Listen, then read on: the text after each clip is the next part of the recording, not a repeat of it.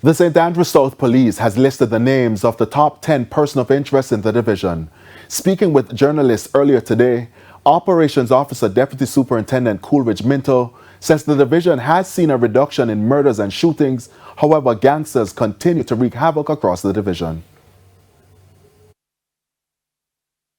Ronald Smith, OC Skull, Brownsland community, wanted in connection with wounding, shooting.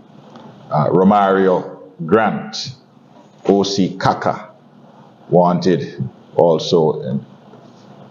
Jermaine Richards, OC Richie, of a Penn Road address. Cedric Powell, wanted in connection for murder. Christopher Duffus, OC Chipper, wanted in connection for murder. Raheem Brown, OC Berger, wanted in connection for shooting.